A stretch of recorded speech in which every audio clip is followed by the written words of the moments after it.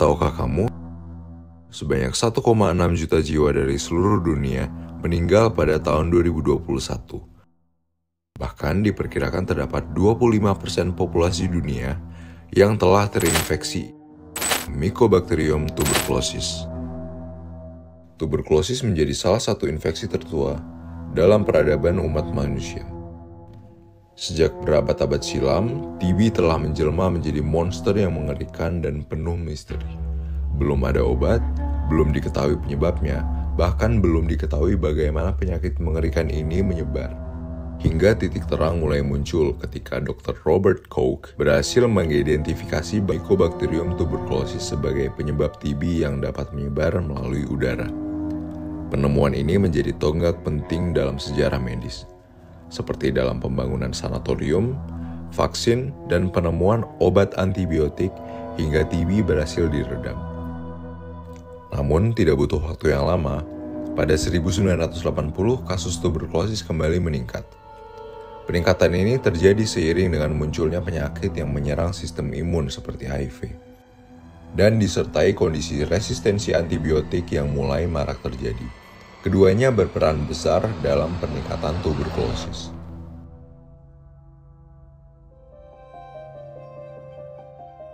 Menurut Global TB Report tahun 2022, tercatat sebanyak 10,6 juta jiwa sakit tuberkulosis dan sebanyak 1,6 juta jiwa meninggal.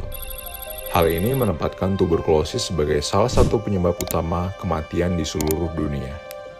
Terhitung sejak 2021, Indonesia menempati posisi kedua dengan kasus tuberkulosis terbanyak di dunia. Lantas, mengapa hal itu bisa terjadi, terutama di Indonesia? Tantangan yang lumayan besar adalah persepsi masyarakat tentang TB, karena TB itu kan penyakit yang sudah lama. Jadi menganggap bahwa TB itu sudah tidak ada lagi di Indonesia. Memang ada sakit TB gitu kan. Nah, jadi perlu kita tingkatkan awareness tadi. Mari kita lihat bagaimana persepsi masyarakat terhadap tuberkulosis. Sebelumnya saya belum tahu TB itu apa. Baru tahu setelah terdiagnosis di salah satu rumah sakit. Sempat kaget ya, karena dalam lingkungan keluarga saya sendiri nggak ada tuh yang namanya TBC atau segala macam. Kok tiba-tiba saya divonis TB? Selain itu, apa saja tantangan yang kita hadapi dalam melawan tuberkulosis? Tantangan cukup berat yang kita hadapi saat ini adalah stigma dan diskriminasi. Yang tadi biasanya saya sore olahraga bareng adik saya, sekarang udah dilarang sama orang tua. Makan saya di rumah udah nggak boleh pakai piring sama keluarga, harus pulang jadi nggak bisa pendidikan, Kak. Saya mau peluk anak saya yang perempuan yang paling kecil, pengen ngasih ucapan selamat ulang tahun, itu nggak bisa sama sekali. Saya takut nularin dia. Padahal, fakta menunjukkan bahwa penggunaan alat makan yang sama, peluk serta mencium, tidak menularkan tuberkulosis. Karena stigma, orang tidak mau memeriksakan diri, takut terdiagnosis tuberkulosis, khawatir mendapatkan diskriminasi. Kemudian dia tidak berobat dan ini berisiko untuk terus menambah penularan kemana-mana. Lalu, apa yang kita harus lakukan untuk melawan tuberkulosis?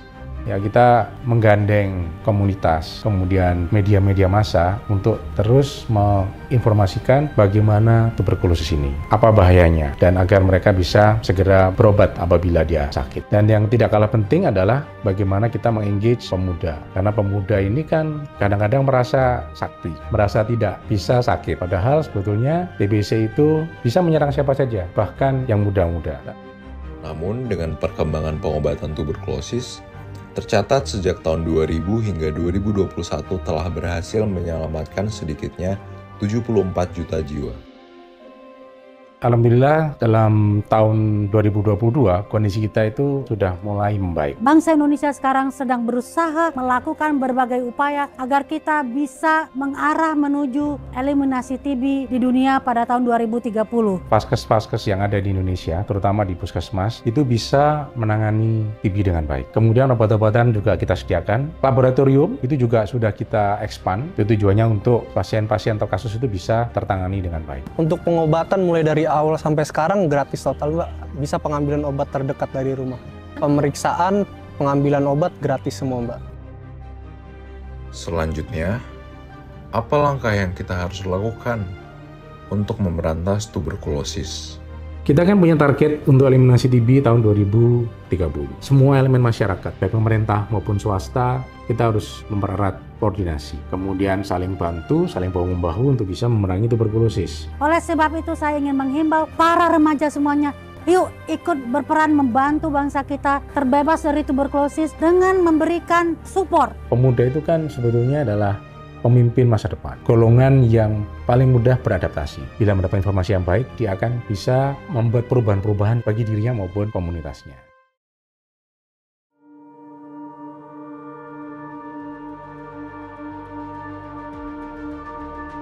Pernahkah kamu membayangkan dunia tanpa tuberkulosis?